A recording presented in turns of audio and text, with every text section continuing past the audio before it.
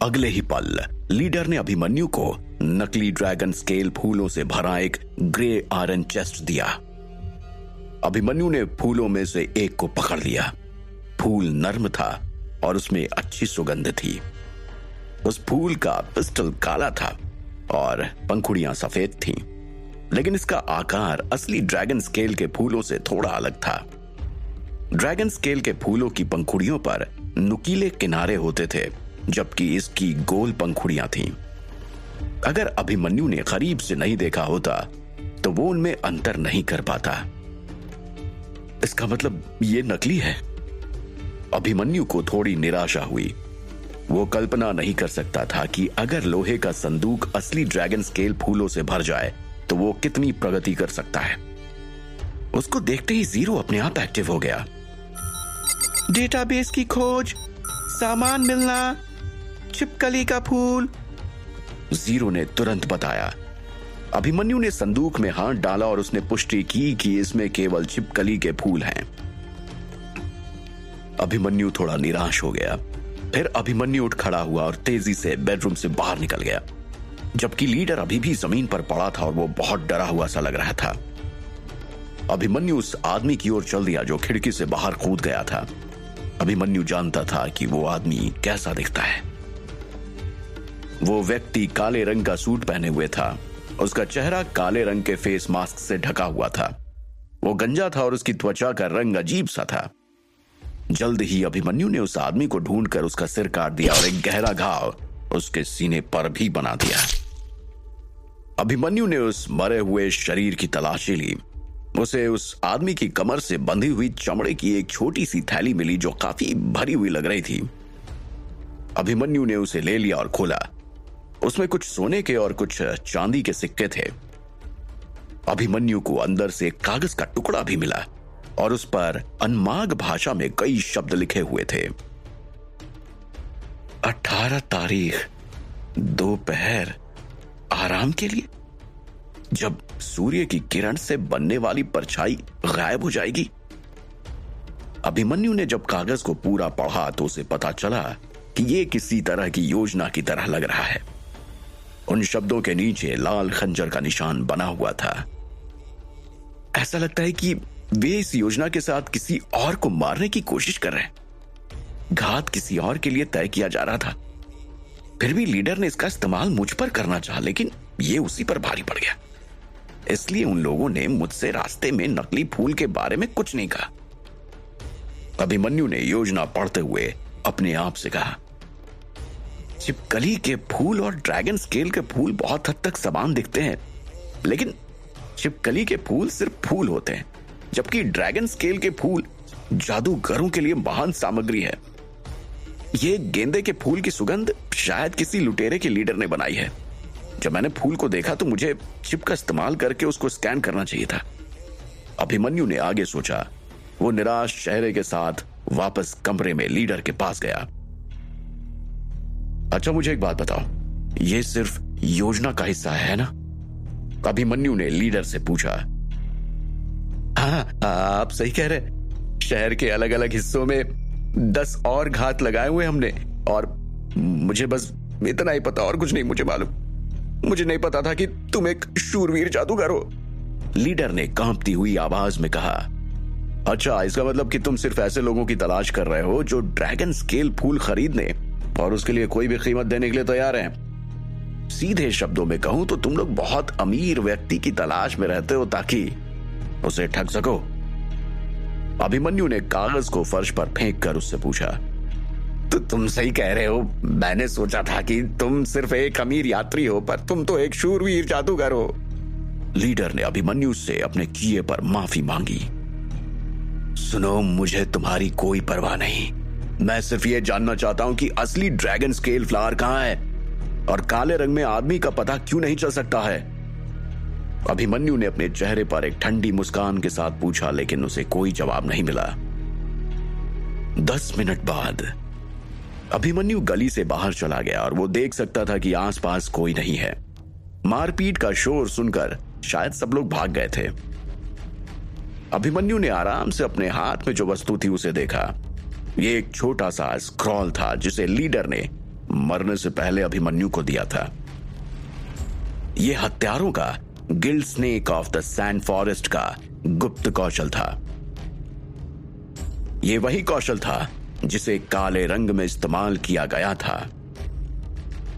यहां तक कि अभिमन्यु भी उसकी उपस्थिति का पता नहीं लगा सका था। योजना रेत के जंगल के सांप द्वारा बनाई गई थी और इसका मुझसे कोई लेना देना नहीं है। हालांकि मुझे इस बार ड्रैगन स्केल फ्लावर नहीं मिला, फिर भी मैंने छुपा हुआ कौशल तो हासिल कर लिया, अभिमन्यु ने सोचा, क्योंकि उसने स्क्रॉल को वापस अपनी थैली में सावधानी से रख लिया था। चेतावनी, लोगों का एक बड़ा ग्रुप आ रहा है, कृपया सतर्क रहें। 150 मीटर, 148 मीटर, 145 मीटर। अचानक जीरो ने चेतावनी दी। अभिमन्यु ने चारों ओर देखा। सामने से आता हुआ एक आदमी गली में चला गया और गायब हो गया। 10 सेकंड के बाद गुंडों का एक ग्रुप इमारत के चारों ओर इकट्ठा हो गया। उन्होंने सफेद चमड़े का कवच सूट पहना हुआ था। उनमें से ज्यादातर अधिक वजन वाले थे, केवल भारी कवच सूट के साथ धीरे धीरे बढ़ रहे थे। ऐसा लग रहा था कि टीम में केवल 2 प्रमुख पुरुष ही लड़ने में सक्षम थे। वहां पर है वो जगह, युद्ध के हथौड़े के साथ एक व्यक्ति ने हल्की आवाज में कहा, लेकिन किसी ने पहले ही समस्या का ध्यान रखा है। उस हथौड़े वाले व्यक्ति ने एक शव को जोर से जमीन पर पटक दिया, जिससे खून हर तरफ फैल गया।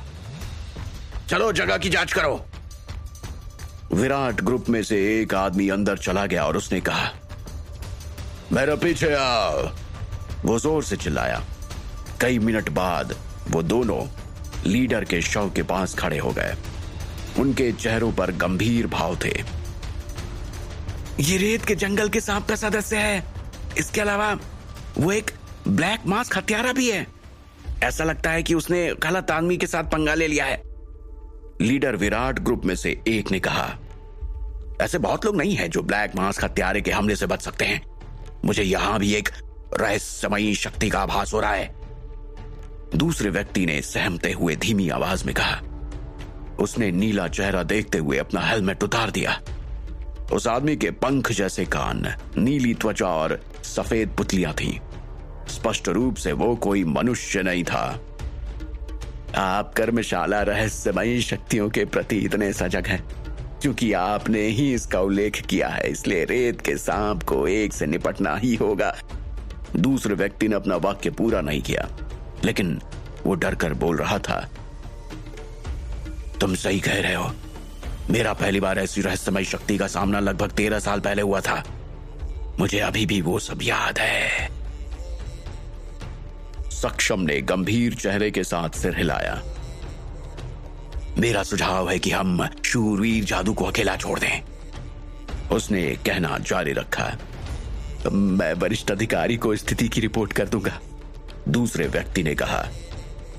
इस रहस्यमय शक्ति की खोज करते हुए मुझे बहुत समय हो गया है। सक्षम उठ खड़ा हुआ और उसने कहा,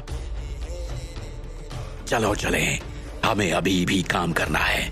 अपने साथ कई गार्ड्स ले लो और इस बात की रिपोर्ट बड़े अधिकारी से करो, उसने कहा। अभिमन्यु इस दौरान इमारत के साए में छिपा रहा। कुछ देर बाद उसने गार्ड्स के जाने की आवाज सुनी। अब कोई समस्या नहीं हो सकती, अभिमन्यु टेंशन में बड़बड़ाया। लेकिन उन्हें मेरे द्वारा मारे गए लोगों की परवाह नहीं थी। ऐसा लगता है कि वे जादूगरों की शक्तियों से डरते हैं, अभिमन्यु ने सोचा। उसने अपने कदम आगे बढ़ाए और गली से बाहर चला गया। वो जिस रास्ते से आया था उसी से वापस चला गया और जल्दी से अपनी नई खरीदी गई दुकान पर पहुंच गया। आसपास कोई और नहीं था, लेकिन वो अभी भी ठगों के पैरों के निशान देख सकता था। दुकान पर आकर अभिमन्यु को बहुत हैरानी हुई और अफसोस भी हुआ, क्योंकि किसी ने उसके घोड़े को चुरा लिया था। हालांकि अभिमन्यु जाने से पहले सारी महत्वपूर्ण चीजें अपने साथ ले गया था, इसलिए उसे अब इसकी परवाह नहीं थी। अभिमन्यु दुकान के अंदर गया और दरवाजा अंदर से बंद कर लिया और अपना धनुष और तरकश और लीडर का बैग नीचे रख दिया। अभिमन्यु ने ठगों से अच्छी मात्रा में सिक्के ले लिए थे। उसके सूखे भोजन का राशन खत्म हो गया था, इसलिए उसे खाने के लिए कुछ खरीदना था। कुछ दूर चलने पर उसे गली के किनारे रोटी की एक दुकान मिली, जिसके बाहर एक चिन्ह था जिस पर लिखा था स्वादिष्ट भोजनालय। अच्छा। जैसे ही वो दुकान में गया, अभिमन्यु ने अपनी तलवार को अपनी पीठ पर बने म्यान में रख लिया। वो एक साफ सुथरी और व्यवस्थित दुकान थी। खाने की सुगंध से अभिमन्यु को तेज भूख लगने लग गई। अभिमन्यु के मुंह में पानी आने लगा।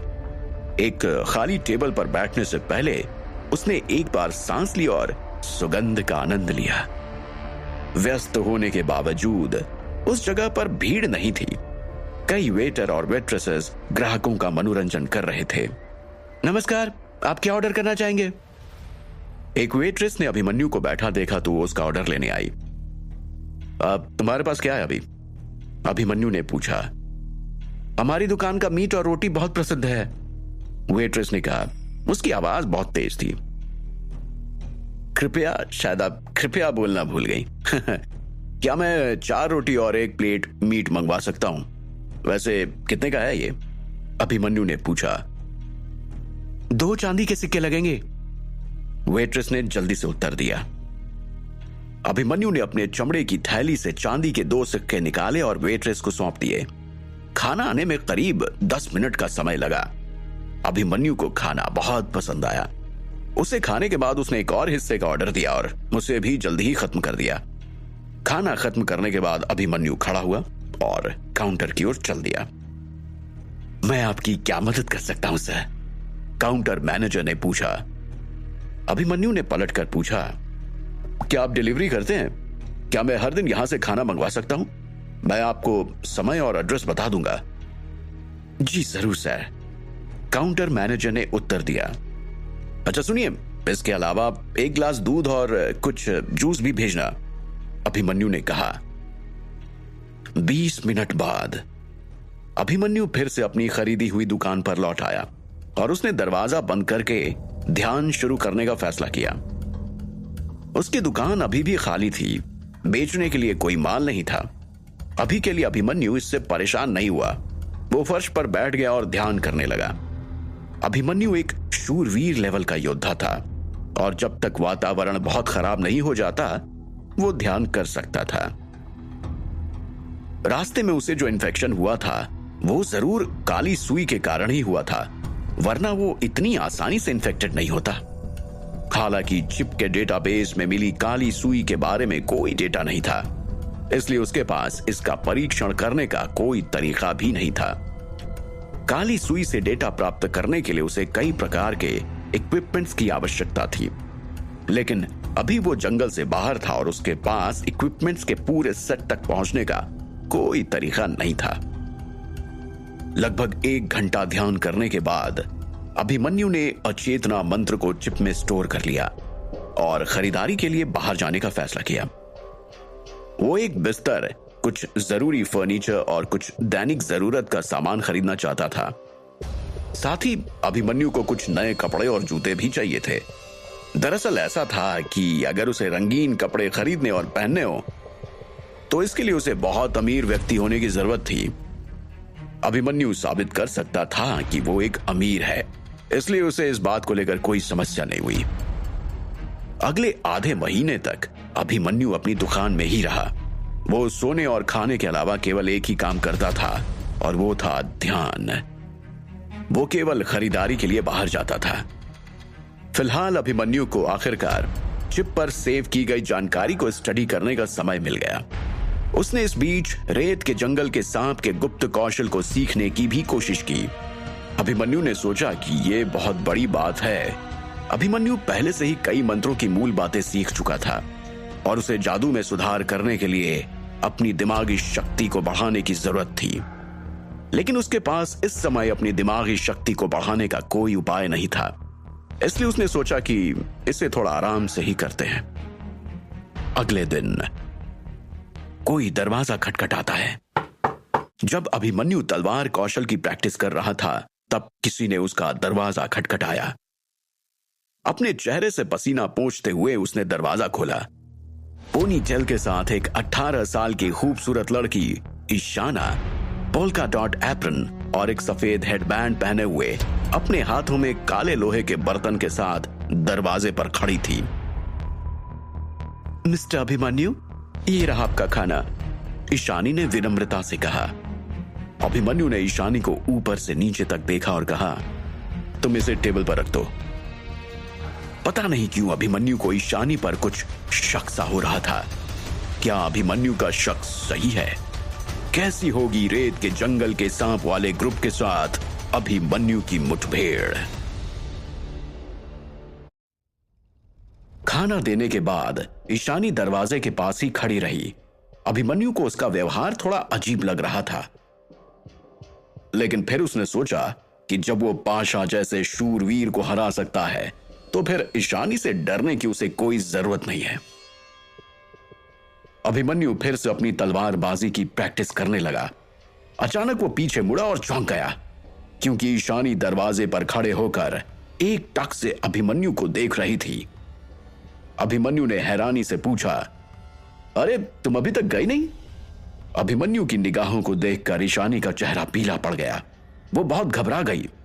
उसने अटकते हुए जवाब दिया, जी मैं बहुत शर्मिंदा हूं। वो आगे बढ़ी और झिझकते हुए अभिमन्यु से बोली, मिस्टर अभिमन्यु, मैं बस सोच रही थी कि आप बहुत अच्छी तलवारबाजी करते हैं। अभिमन्यु ने ईशाना की तरफ देखा।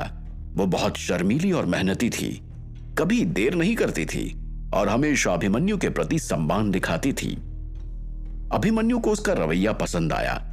उसने सोचा कि लोगों को जीवन में सफल होने के लिए मेहनती होना बहुत जरूरी है।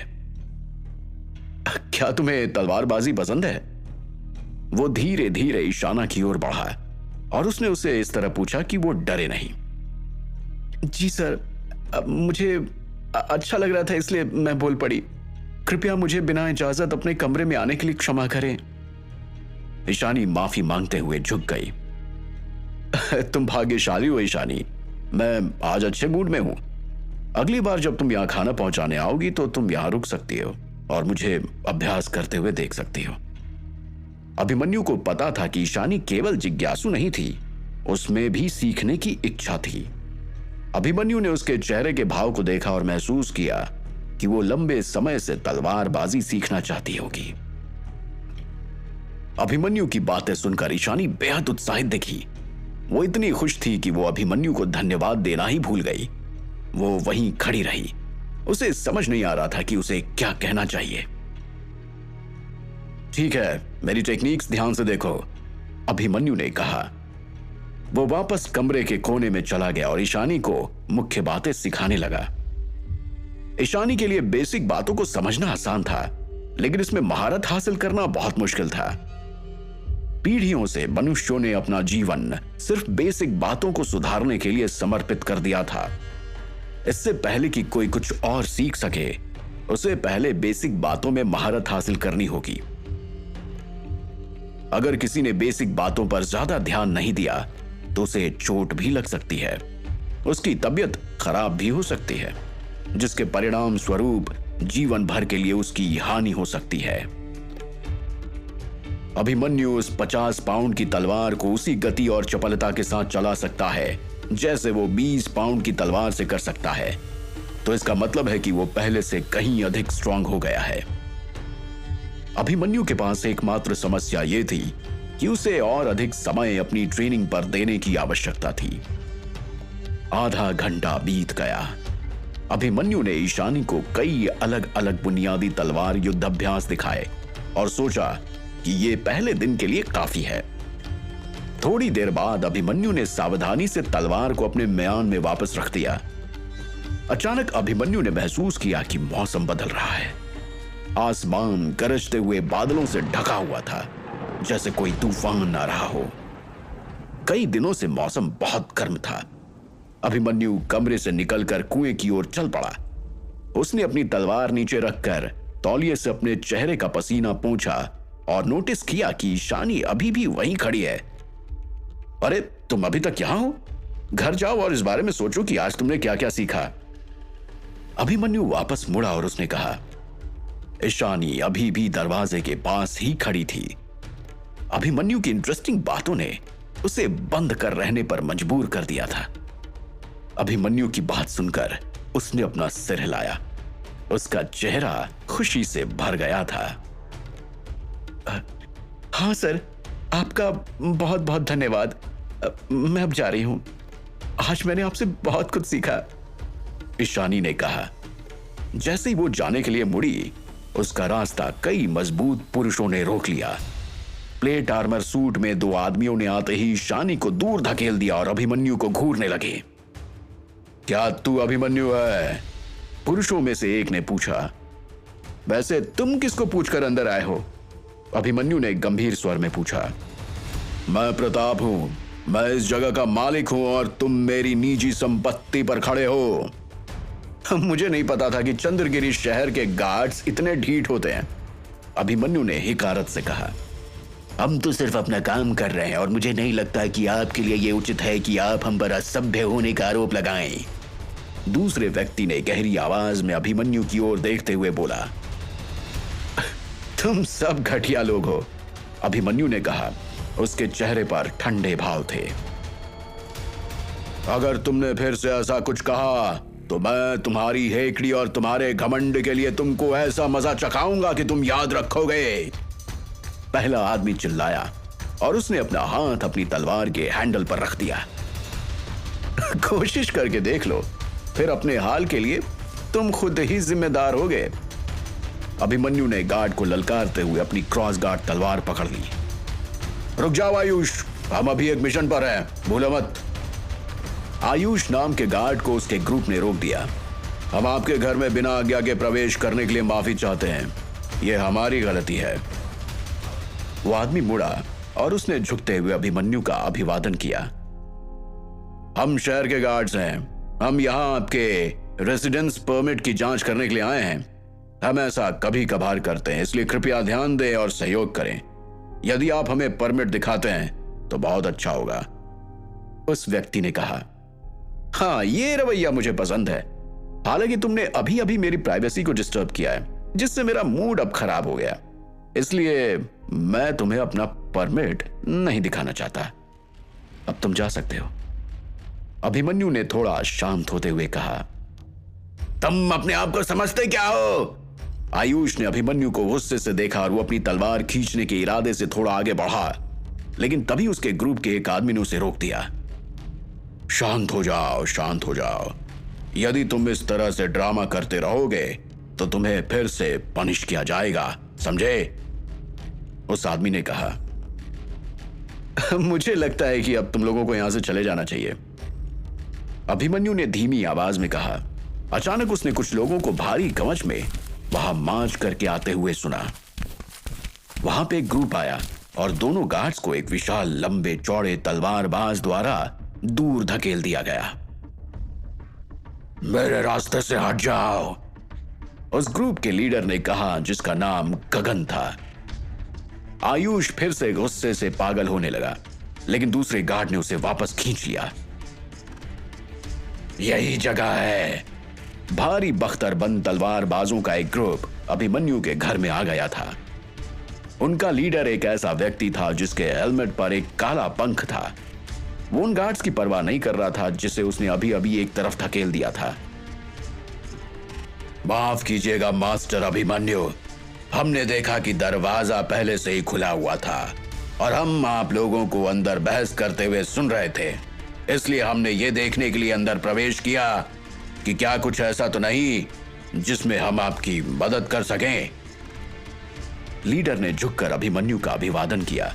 उसने अभिमन्यु से बहुत सम्मान से बात कही थी।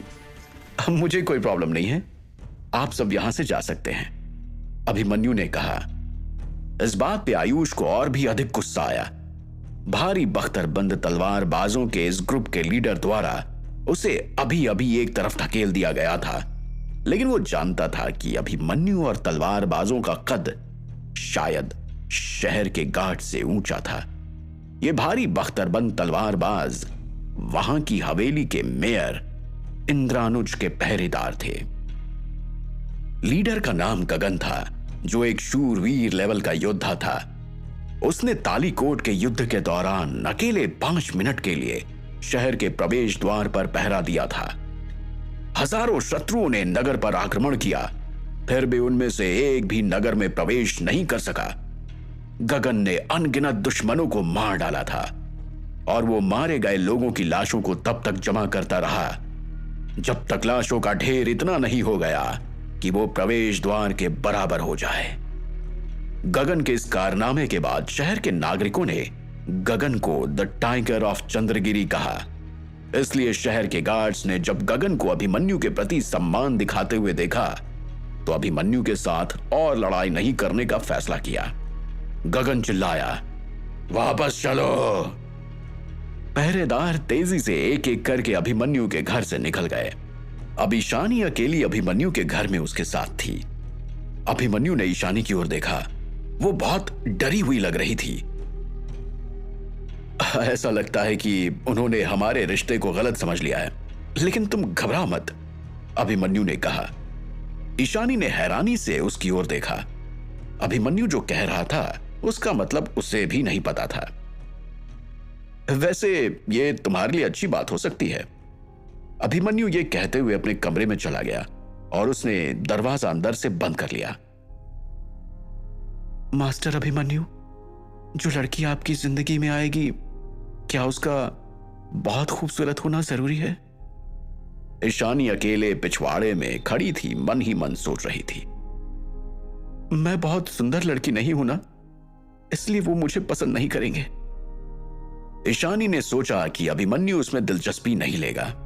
ईशानी जानती थी कि अभिमन्यु उससे कुछ नहीं चाहता था, क्योंकि वो केवल उसे तलवार चलाना सिखा रहा था। इस वजह से वो उसके प्रति बहुत आभार महसूस कर रही थी। उसका पिता एक शराबी था, जबकि उसकी मां बचपन में ही कहीं चली गई थी। ईशानी को पता था कि जब वो बहुत छोटी थी तभी से उसने सोच लिया था कि वो अपना ख्याल खुद रखेगी और अपने फैसले खुद तय करेगी। वो जानती थी कि अगर उसे कुछ हो गया तो कोई भी उसके लिए दुखी नहीं होगा। एक दिन जब वो 9 वर्ष की थी, उसके पिता ने घर छोड़ दिया और वो कभी वापस नहीं आया। भोजनालय में नौकरी पाने से पहले ईशानी ने अपना घर छोड़ दिया और कुछ समय के लिए सड़कों पर रही। वो केवल भोजन और रहने के लिए जगह चाहती थी, इसलिए भोजनालय के मालिक ने कभी भी उसको सैलरी नहीं दी। हर दिन उससे 12 से अधिक घंटे तक काम करवाया जाता था और अगर उसने कभी कोई गलती की तो मालिक उसे मारता भी था। फिर भी ईशानी ने अपने हर दर्द को सहा। काम के दौरान ग्राहकों की बातचीत सुनना उसका शौक था। उसने सीखा कि लोग हथियार रखने वालों से डरते थे और जानते थे कि जो लोग लड़ सकते हैं वे कम से कम अपनी रक्षा करने में सक्षम तो जरूर होंगे।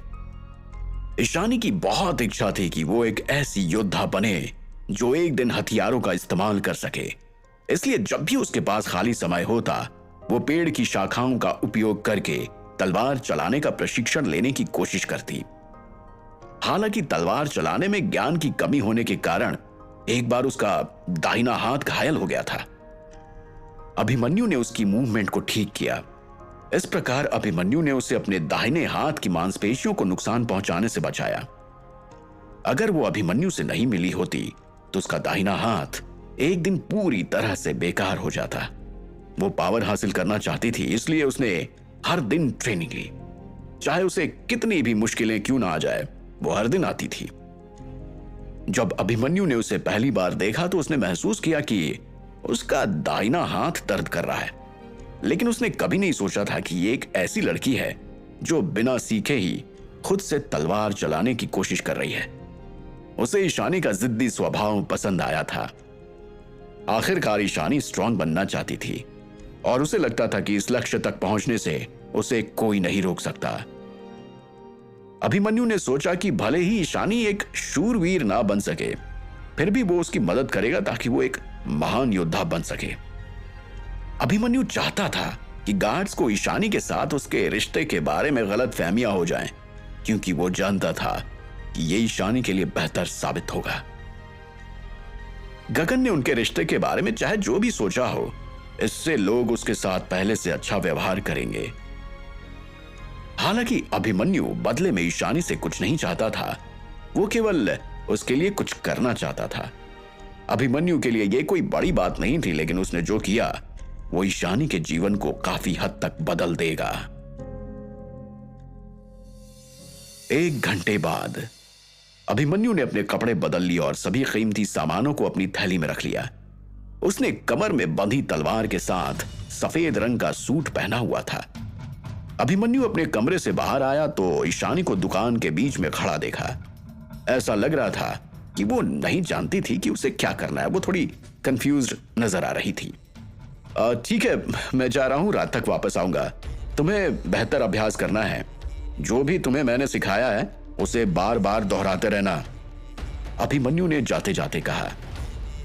मैं जरूर करूंगी, बिल्कुल मास्टर अभिमन्यु, मैं जरूर करूंगी, ईशानी ने आदर से अभिमन्यु के सामने झुकते हुए उससे कहा। अभिमन्यु की बातों ने उसका मूड अच्छा कर दिया था। अभिमन्यु उसे एक स्टूडेंट के रूप में प्रशिक्षित करने की योजना बना रहा था। उसने चिप के जरिए जब उसकी विशेषताओं की जांच की तो पाया कि वो एक शूरवीर बनने की क्षमता रखती है। क्या अभिमन्यु ईशानी को शूरवीर बनाने में मदद कर पाएगा? क्या वो ईशानी का इस्तेमाल अपने लक्ष्य को पाने में कर पाएगा?